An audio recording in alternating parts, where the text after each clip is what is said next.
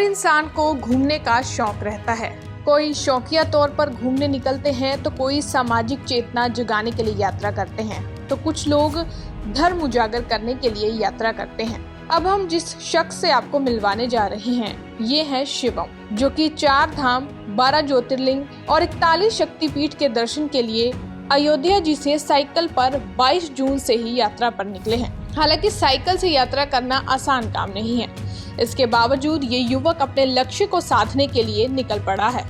शिवम ने ठान लिया है कि जिस संदेश को लेकर वे निकले हैं उसे वे देश के कोने कोने में फैलाना चाहता है। शिवम अयोध्या जी का रहने वाला है और ये अपने घर से 22 जून को 2 साल की भारत यात्रा पर निकला है। उत्तर प्रदेश के 12 जिलों से होते हुए माता शाकुंभरी देवी के दर्शन किए, उसके बाद में चंडीगढ़ में मनसा देवी के दर्शन करने के बाद बद्रीनाला, कुल्लू मनाली से होते हुए लेह लद्दाख और फिर श्रीनगर में बालटाल से पैदल यात्रा कर बाबा अमरनाथ जी के दर्शन किए, फिर माता खीर भवानी शंकराचार्य जी मंदिर के दर्शन किए और फिर पीर की गली से होते हुए कल राजौरी पहुंचा और आज राजौरी से शिवखोरी के लिए निकला है और फिर वैष्णो देवी के दर्शन कर अपनी अगली यात्रा के लिए दूसरे राज्यों में निकल जाएगा।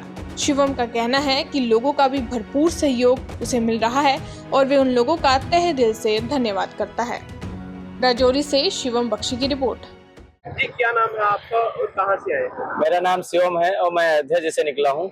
मेरी जो आईडी का नाम है वो शिवम अयोध्या जी है और मैं 22 जून 2024 को निकला था, यानी योग दिवस के दूसरे दिन से। और अयोध्या जी से मैंने अपनी यात्रा प्रारंभ की।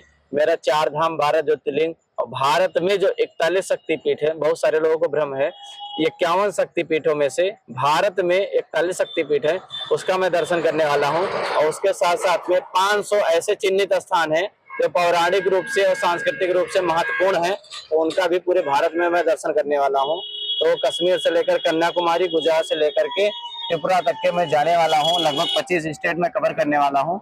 और नहीं, ये मेरी यात्रा शिवखोरी तक ही नहीं है, ये हमारी यात्रा 2 साल तक लगातार चलती रहेगी।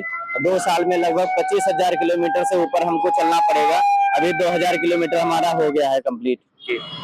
मैं 22 जून से निकला हूं और उत्तर प्रदेश के 12 जिले में हो करके मैं शाकुंभरी माता का दर्शन किया। उसके बाद में मैं चंडीगढ़ में मनसा देवी का दर्शन किया, बद्रीनाला होते हुए कुल्लू मनाली होते हुए लेह लद्दाख गया, लेह लद्दाख से फिर आया बालटाल होते हुए अमरनाथ की यात्रा किया, वहां से आया खीर भवानी और आया श्री शंकराचार्य टेम्पल और सारिका माता मंदिर श्रीनगर में, और इधर पीर की गली होते हुए रजौली आ गया। रजौली से मैं जाऊंगा शिवखोरी, शिवखोरी से फिर जाऊंगा वैष्णो देवी, वैष्णो देवी से मैं निकल जाऊंगा ज्वाला देवी हिमाचल प्रदेश में, चिंतपूर्णी और वहाँ नैना देवी दर्शन करके फिर मैं निकल जाऊंगा जलंधर पटियाला, वहाँ पे शक्तिपीठ है उसका दर्शन करके राजस्थान ऐसे होते हुए मैं संपूर्ण भारत का दर्शन करूंगा।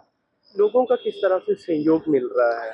लोगों का सहयोग तो देखिए, आज के समय में बहुत सारे लोग ऐसे व्यक्ति को देखते हैं तो कुछ लोग तो मन में जिज्ञासा रखते हैं कि भाई व्यक्ति कहाँ से आया है, बाहर से आया है, और बहुत सारे लोग देख करके अनदेखा भी कर देते हैं। तो फिर जैसी जिसकी मानसिकता होती है वो ऐसा करता है।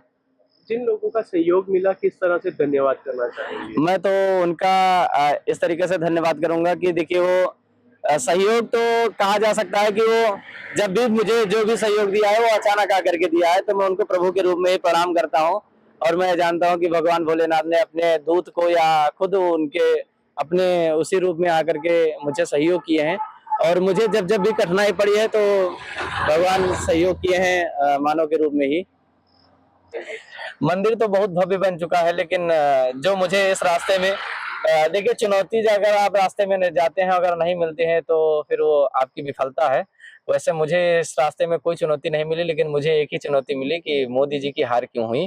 तो इस बात को मुझे हर जगह स्वीकार करना पड़ता है और हर व्यक्ति यही कहता है। वैसे मैं भारत रत्न स्वर्गीय जो 2018 में भारत रत्न हुए नानाजी देशमुख जी की कर्म स्थली से हूँ और मेरा गृह जनपद गोंडा जिला पड़ेगा। मैं अयोध्या जी से अपनी स्टार्टिंग किया हूँ, लेकिन अयोध्या के नाते हर व्यक्ति मुझसे ये प्रश्न पूछता है तो स्वाभाविक उत्तर देना जरूरी बनता है। और सेटिस्फाई सबको कर पाना आज के जीवन में संभव नहीं है। देशवासियों के लिए आखिरी मैसेज आपका? मेरा देशवासियों के लिए यही मैसेज है कि जहां भी हैं अपने देश के लिए हित में काम करें, चाहे पर्यावरण हो, गौरक्षा हो, या जिस भी संदर्भ में वो काम कर सकते हैं आसपास में वो काम करें। और मेरे साइकिल का मतलब यही है अपने भारतीय संस्कृति और सभ्यता को जानना। हम कोई नया नहीं कर रहे हैं, जो हमारे पूर्वजों ने बनाई रेखा है, खींची है, उसी रेखा पर चलने का, उनके पद चिन्हों पर चलने का अनुसरण कर रहा हूँ।